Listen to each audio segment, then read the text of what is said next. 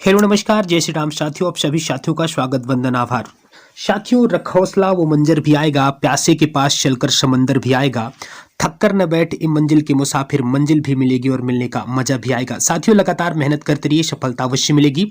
हम जो है एसएससी जीडी इंपॉर्टेंट जीके के प्रश्न डिस्कस कर रहे हैं और आर्टिकल्स रिलेटेड इस समय हम प्रश्न कर रहे हैं। 30 प्रश्न आपको करवा दिए गए हैं और 30 प्रश्न से आगे की जो सीरीज है आज होने वाली है और ये 2 वीडियो रहने वाली है। एक वीडियो मैंने पहले अपलोड कर दी, ये वीडियो एक आ जाएगी और 2 वीडियो का आपको रिवीजन कर लेना है। पूरी आपकी जितने भी अनुच्छेद हैं, अनुच्छेद से संबंधित समस्याएं आपकी समाप्त हो जाएंगी।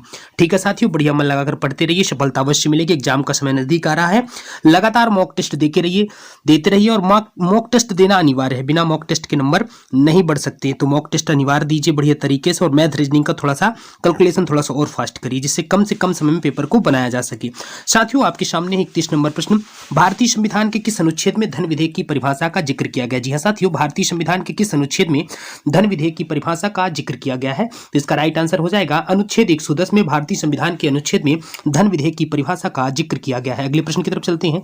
भारतीय संविधान के अनुच्छेद 40 किससे संबंधित है? जी हाँ साथियों, भारतीय संविधान के अनुच्छेद जो 40 वो किससे संबंधित है? तो इसका राइट आंसर हो जाएगा ग्राम पंचायतों के संगठन से भारतीय संविधान का अनुच्छेद 40 संबंधित है। अगले प्रश्न की तरफ चलते हैं। अगला प्रश्न आपके सामने, संविधान के किस अनुच्छेद के तहत 6 वर्ष से लेकर 14 वर्ष तक के लिए राज्य द्वारा बच्चों को निःशुल्क तथा अनिवार्य शिक्षा देने का प्रावधान किया गया है? जी हाँ साथियों, संविधान के किस अनुच्छेद के तहत 6 वर्ष से लेकर 14 वर्ष तक के लिए राज्यों द्वारा बच्चों को निःशुल्क तथा अनिवार्य शिक्षा देने का प्रावधान किया गया है? यह आर्टिकल अनुच्छेद 21 का काम में लिखा गया। जी हाँ साथियों, ध्यान रखना, बहुत इंपॉर्टेंट प्रश्न है। अनुच्छेद 21 का काम में ध्यान रखने से संबंधित थोड़ी सी जानकारी क्या ध्यान रखना है। 86वां संविधान संशोधन 2002 में भारत के संविधान में अनुच्छेद 21 का को शामिल किया गया है। इसके तहत राज्य द्वारा मौलिक अधिकार के रूप में 6 वर्ष से 14 वर्ष की आयु के बच्चों को निःशुल्क तथा अनिवार्य शिक्षा प्रदान की जा सके। जी हाँ साथियों, ये चीज निर्धारित की गई है, ये आपको ध्यान रखना है। अगले प्रश्न की तरफ चलते। अगला प्रश्न आपके सामने, राष्ट्रपति किस अनुच्छेद के तहत किसी व्यक्ति को मौत की सजा को माफ कर सकता है अर्थात क्षमा कर सकता है? जी हाँ साथियों, राष्ट्रपति के पास ऐसा कौन सा अधिकार है जो किसी व्यक्ति की मौत की सजा को माफ कर सकता है? यह आर्टिकल अनुच्छेद 72 के तहत ये बातें दी गई हैं। ठीक है साथियों, ये बात भी ध्यान रखनी है। अगले प्रश्न की तरफ चलते हैं। संविधान के किस अनुच्छेद के तहत राज्यपाल को क्षमादान की शक्ति प्रदान की गई है? जी हाँ साथियों, संविधान के किस अनुच्छेद के तहत राज्यपाल को क्षमादान की शक्ति प्रदान की गई है? इसका राइट आंसर हो जाएगा अनुच्छेद 161 के तहत संविधान के अनुच्छेद में राज्यपाल को क्षमादान की शक्ति प्रदान की गई है। अगले प्रश्न की तरफ चलते हैं।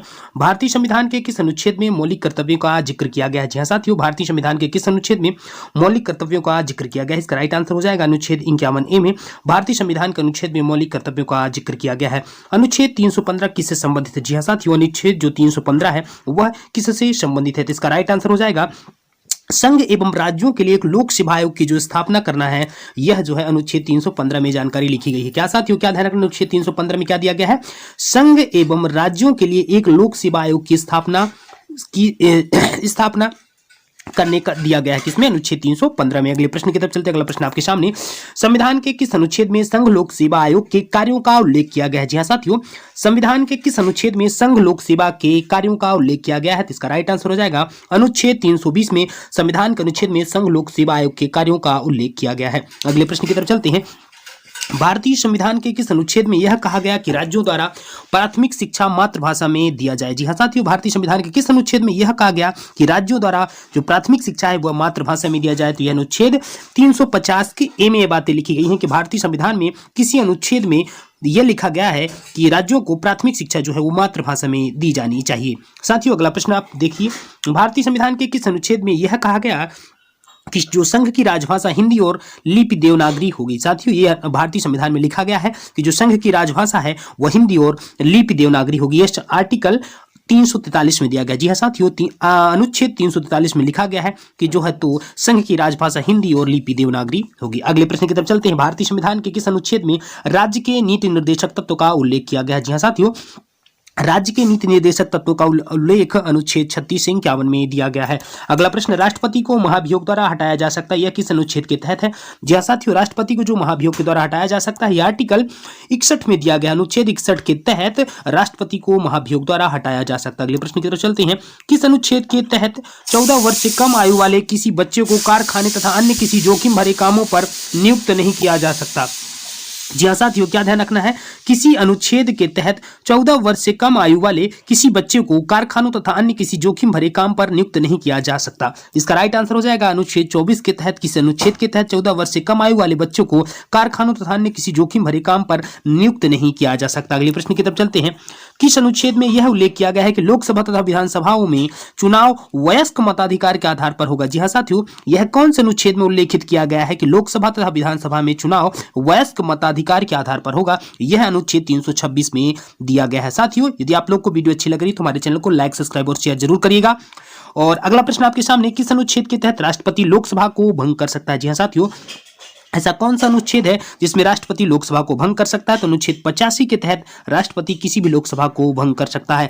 अगले प्रश्न की तरफ चलते हैं साथियों, किस अनुच्छेद के तहत राष्ट्रपति लोकसभा में एंग्लो इंडियन समुदाय के 2 सदस्य नियुक्त कर सकता है? तो साथियों, यह आर्टिकल 331 में दिया गया है कि राष्ट्रपति लोकसभा में एंग्लो इंडियन समुदाय के 2 सदस्यों को नियुक्त कर सकता है। भारतीय संविधान का कौन सा अनुच्छेद भारत के राष्ट्रपति को अध्यादेश जारी करने की शक्ति प्रदान करता है? जी हाँ साथियों, क्या ध्यान रखना है, ऐसा कौन सा अनुच्छेद है जिसमें भारतीय संविधान को राष्ट्रपति को अध्यादेश जारी करने की शक्ति जो है वह अनुच्छेद 123 में दिया गया है? जी हां साथियों, बहुत इंपॉर्टेंट प्रश्न, इसको भी आपको अपने दिमाग में रखना है। संविधान के किस अनुच्छेद में वर्णित अंतर्राज्यीय परिषद के संबंध में उपबंध है? जी हां साथियों, संविधान के किस अनुच्छेद में वर्णित है कि अंतर्राज्यीय परिषद के संबंध में उपबंध? वह अनुच्छेद 263 में लिखा गया है। संविधान के किस अनुच्छेद में यह कहा गया है कि भारत का एक उपराष्ट्रपति होगा? यह अनुच्छेद 63 के तहत कहा गया कि संविधान के अनुच्छेद में भारत के एक उपराष्ट्रपति होगा। भारतीय संविधान के किस अनुच्छेद के तहत राज्य को पर्यावरण, वन तथा वन्य जीव की सुरक्षा का अधिकार मिला है? जी हाँ साथियों, भारतीय संविधान के किस अनुच्छेद के तहत राज्य को पर्यावरण, वन तथा वन्य जीवन की सुरक्षा का अधिकार मिला है? यह आर्टिकल 48A में दिया गया है। जी हाँ साथियों, अनुच्छेद 48A के अंतर्गत भारतीय संविधान में राज्यों को पर्यावरण, वन तथा वन्य जीवन की सुरक्षा का अधिकार मिला है। जी हाँ साथियों, राज्यपाल राष्ट्रपति के परामर्श से अध्यादेश जारी कर सकता है। यह कौन से अनुच्छेद में वर्णित है? तो राज्यपाल जो है राष्ट्रपति के परामर्श से अध्यादेश जारी कर सकता है, यह जो है अनुच्छेद 213 में वर्णित है। अगला प्रश्न आपके सामने, किस अनुच्छेद के तहत राज्यपाल की नियुक्ति राष्ट्रपति के द्वारा की जाती है? तो किस अनुच्छेद के तहत राज्यपाल की नियुक्ति राष्ट्रपति के द्वारा की जाती है? इसका राइट आंसर हो जाएगा अनुच्छेद 155 के तहत जो है तो राज्यपाल की नियुक्ति राष्ट्रपति के द्वारा की जाती है। अगले प्रश्न की तरफ चलते हैं। मुख्यमंत्री की नियुक्ति राज्यपाल के द्वारा की जाती है, किस अनुच्छेद के तहत है? तो मुख्यमंत्री की जो नियुक्ति राज्यपाल के द्वारा की जाएगी यह अनुच्छेद 163 में दिया गया है। किस अनुच्छेद के तहत मंत्रिपरिषद जो होता है वह लोकसभा के प्रति सामूहिक रूप से उत्तरदायी होगी? जी हाँ साथियों, क्या ध्यान रखना है, किस अनुच्छेद के तहत मंत्रिपरिषद जो होगी वो लोकसभा के प्रति सामूहिक रूप से उत्तरदायी होगी? इसका आंसर हो जाएगा अनुच्छेद 55 के खंड 3 के तहत कहा गया है कि अनुच्छेद मंत्रिपरिषद जो है लोकसभा के प्रति उत्तरदायी होगी। अगला प्रश्न आपके सामने, क्या ध्यान रखना है साथियों, राज्य वित्त आयोग का गठन भारतीय संविधान के किस अनुच्छेद के तहत किया जाता है? तो इसका राइट आंसर हो जाएगा अनुच्छेद 243(1) के तहत राज्य वित्त आयोग का गठन भारतीय संविधान में किया जाता है। साथियों, ये थे इंपॉर्टेंट अनुच्छेद के प्रश्न। पहली क्लास और दूसरी क्लास कुल मिला के 55 इंपॉर्टेंट प्रश्न करा दिए गए हैं। सटीक डाटा, इतना डाटा नहीं करवाया जा रहा। जो ऐसे प्रश्न मैंने संकलित किए हैं जो पिछले 10 वर्षों में आर्टिकल से संबंधित, अनुच्छेद से संबंधित प्रश्न एग्जाम में पूछे गए हैं, वो भी आपके एग्जाम रिलेवेंट जो एसएससी जीडी एग्जाम में पूछे जाते हैं, ऐसे प्रश्न मैंने आपको समाहित करके दिए हैं। इसलिए ज्यादा पढ़ने की जरूरत नहीं है, जितना कंटेंट आपको प्रोवाइड कराया जा रहा है उसमें बढ़िया लगातार मेहनत करते रहिए, फिर देखिए सफलता अवश्य मिलेगी। साथियों, यदि आप लोग को वीडियो अच्छी लग रही है तो हमारे चैनल को लाइक, सब्सक्राइब और शेयर जरूर करिएगा। Thanks for watching this video. जय जय श्री राम।